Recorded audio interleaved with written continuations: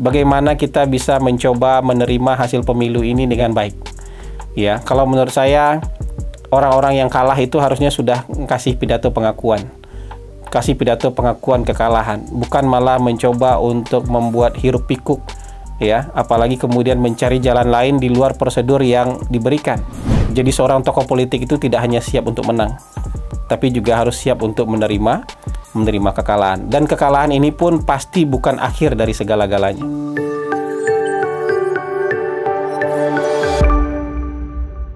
Baik, Assalamualaikum warahmatullahi wabarakatuh. Kita berjumpa kembali dalam siaran mikrofon Hasan Nasbi. Ini bukan edisi briefing pagi lagi. Ini edisi habis pemilu aja lah ya. Saya juga nggak tahu lagi nih hitungan yang keberapa. Dan kali ini mikrofon Hasan Nasbi judulnya adalah Losing the Battle but Winning the War. Ya. Jadi memang ini kita masih bicara soal pemilihan presiden yang ya saya minta maaf ya, 2 minggu habis pilpres itu saya ya mungkin menenangkan diri dulu, semedi dulu. Bukan karena kalah, tapi ini justru menenangkan diri karena menang ini. Jadi walaupun misalnya hasil resmi dari KPU belum keluar, tapi kan seluruh pollster ya, pollster yang bekerja untuk Anies misalnya kayak PRC, atau pollster yang bekerja untuk Mas Ganjar misalnya, Carta Politika atau SMRC, maupun pollster-pollster yang ada di tengah, maupun pollster yang bekerja untuk Pak Prabowo, semua menghasilkan angka yang sama, bahwa pemenang Pilpres, nggak ada yang beda kesimpulan nih, angkanya beda-beda selisih sekitar 1% aja, bahwa pemenang Pilpres adalah Prabowo Subianto dan Gibran Rakabuming Raka. Begitu versi quick count. Kalau ada yang meragukan versi quick count ini, ya biarkan saja, kasih mereka waktu lah. Beri mereka waktu untuk bisa menerima kenyataan yang ini. Kenyataan ini pasti tidak menyenangkan buat mereka, tapi kita harus beri mereka waktu untuk bisa menerima kenyataan ini. Bahwa nanti hasilnya KPU tidak akan berbeda jauh dengan hasil yang dikeluarkan oleh pollster tentang angka-angka quick count itu. Jadi pemenang Pilpres adalah Prabowo Gibran, dan yang sisanya Mas Anies dan Mas Ganjar itu memang harus menelan pil pahit kali ini. Ya, tapi waktu kan nggak berhenti nih. Ya, tidak ada proses yang berhenti. Ya, jadi jangan putus asa lah. Pak Prabowo aja itu sudah dari tahun 2004 ingin mencoba jadi calon presiden. Ketika beliau ikut dalam konvensi Golkar, bahkan di konvensinya aja kalah. Ya. Tahun 2009 beliau menjadi calon wakil presiden berpasangan dengan Ibu Mega. Kalah. Tahun 2014, tahun 2019 beliau jadi calon presiden. Kalah juga. Dan tahun 2024 berkat kesabaran yang panjang, kesabaran yang mungkin kita-kita nggak punya itu, keyakinan yang luar biasa hebatnya, keyakinan yang juga mungkin tidak banyak politikus yang memiliki keyakinan sebesar itu. Ya mungkin hanya Anwar Ibrahim ya yang punya keyakinan yang setara dengan Prabowo Subianto. Akhirnya Prabowo memenangkan peperangan terbesarnya dia. Ya, peperangan untuk menjadi Presiden Republik Indonesia. Dia kalah berkali-kali.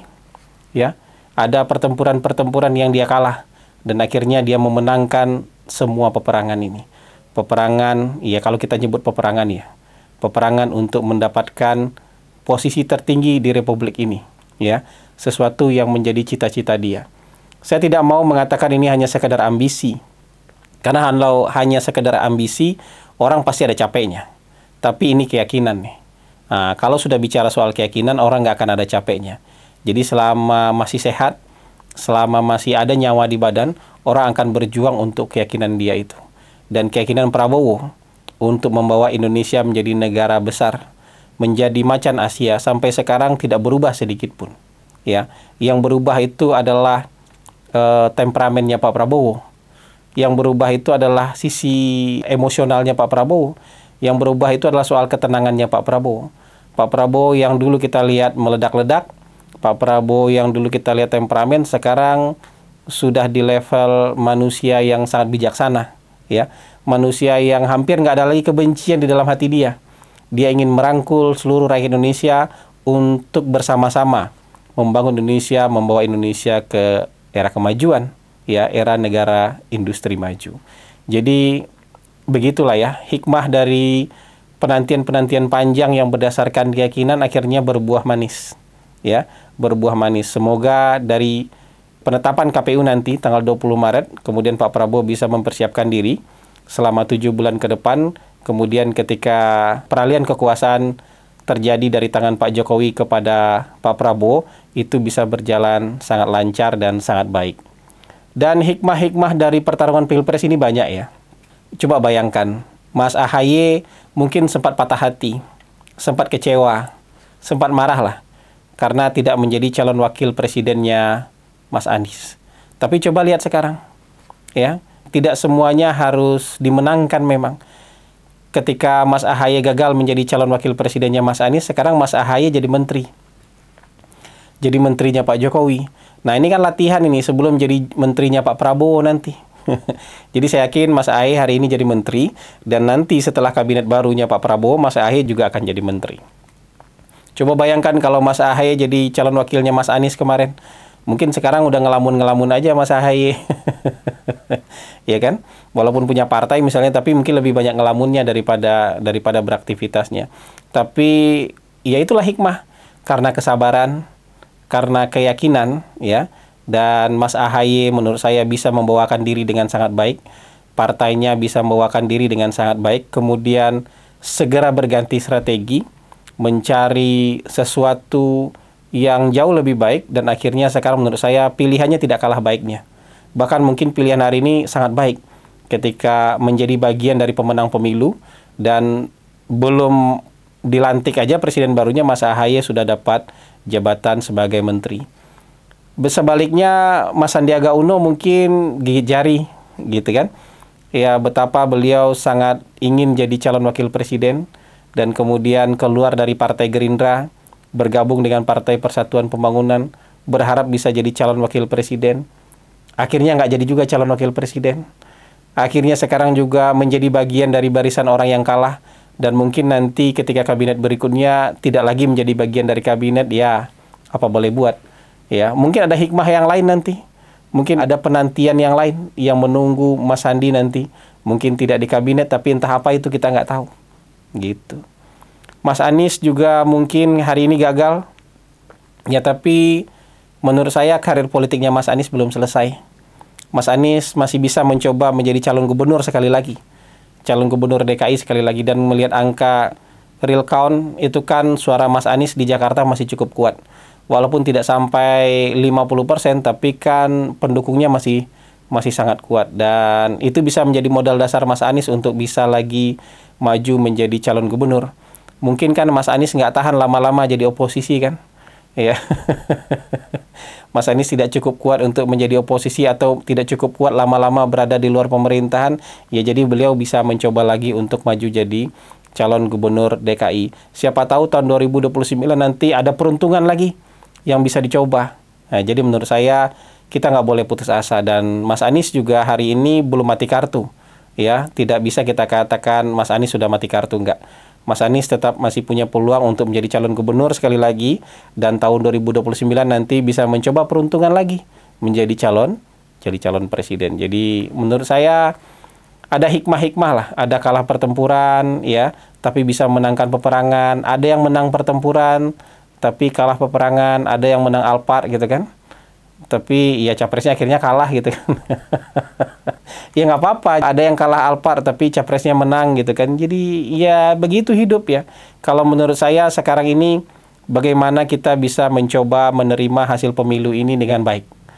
Ya, kalau menurut saya orang-orang yang kalah itu harusnya sudah kasih pidato pengakuan. Kasih pidato pengakuan kekalahan, bukan malah mencoba untuk membuat hiruk pikuk ya, apalagi kemudian mencari jalan lain di luar prosedur yang diberikan. Kalau sengketa hasil pemilu kan dan pelanggaran-pelanggaran itu prosedurnya sudah diberikan. Ya, pelanggaran lewat Bawaslu. Ya, kalau ada persengketaan hasil lewat Mahkamah Konstitusi. Tapi tampaknya dua pihak yang kalah tidak mau untuk menjalani prosedur itu. Mereka malah ingin mengalihkan prosedurnya ke proses politik. Kalau ke proses politik itu sebenarnya bukan pemilunya yang memenangkan Prabowo Gibran yang akan mereka utak-utik, ya, yang akan mereka utak-utik adalah pemerintahannya Pak Jokowi. Jadi kalau bisa Pak Jokowi tetap berusaha untuk dimakzulkan, berusaha untuk diturunkan, ya, karena ada hak angket yang ingin mereka coba. Walaupun menurut saya hari ini itu sama sekali tidak mendapatkan dukungan dari masyarakat. Karena masyarakat akan mengait-ngaitkannya dengan kekalahan pemilu. Ini karena kalah pemilu aja bikin angket nih. Coba menang pemilu, tentu mereka nggak akan bikin angket. Jadi menurut saya kalau ini dilanjutkan, nama mereka akan semakin buruk di mata publik. Nah, gitu. Lalu ada juga yang bertanya, lalu Bang Hasan bakal jadi apa habis ini? Bakal ngapain jadi ini? Habis ini nggak usah khawatirkan saya. Saya sudah full ya. Saya sudah pensiun dari kantor, dari eksekutif kantor, dari perusahaan konsultan politik itu tahun 2019. Jadi bukan tahun 2024. Tahun 2019 saya sudah pensiun dari eksekutif perusahaan Cyrus Network. Walaupun masih jadi pemilik. Tapi tahun 2024 ini saya akan mundur dari semuanya. Saya akan mundur dari semua kegiatan konsultan politik. Saya akan mundur dari kepemilikan ya perusahaan konsultan politik. Jadi saya mau menikmati hidup. Ya, saya mau menikmati hidup yang menurut saya sudah cukup panjang lah. Sepak terjang dalam dunia konsultan politik ini sudah cukup panjang dan sudah saatnya digantikan oleh orang-orang yang jauh lebih muda. Baik itu eksekutif perusahaan maupun kepemilikannya. Jadi ke depan kita nggak tahu akan ngapain. Dan saya bukan dalam konteks berburu jabatan, ya.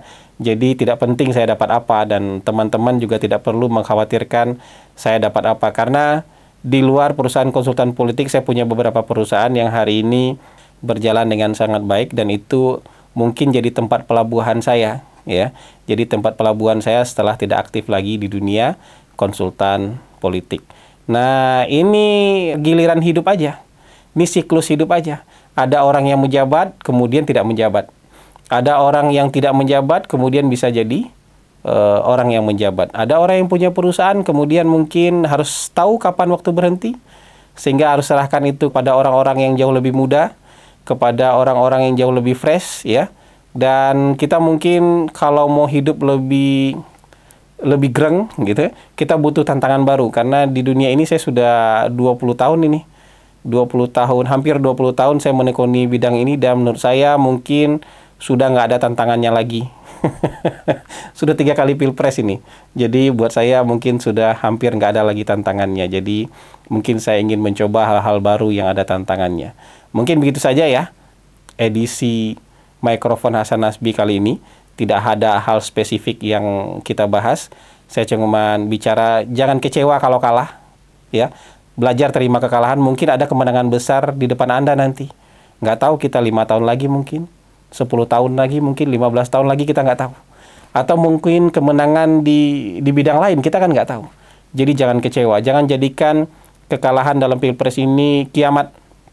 Jadi seolah-olah kita harus membuang seluruh energi kita untuk menolak hasil pilpres.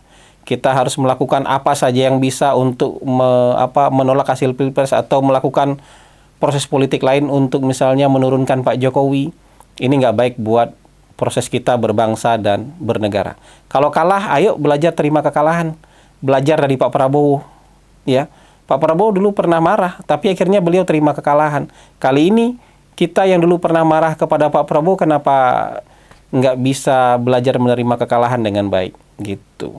Jadi seorang tokoh politik itu tidak hanya siap untuk menang, tapi juga harus siap untuk menerima kekalahan. Dan kekalahan ini pun pasti bukan akhir dari segala-galanya. Ya, bukan kiamat karena panjang masa depan yang terbentang di depan kita. Mungkin gitu saja. Terima kasih. Wabillahi taufik wal hidayah. Wallahu muwafiq ila aqwamit thoriq. Wassalamualaikum warahmatullahi wabarakatuh.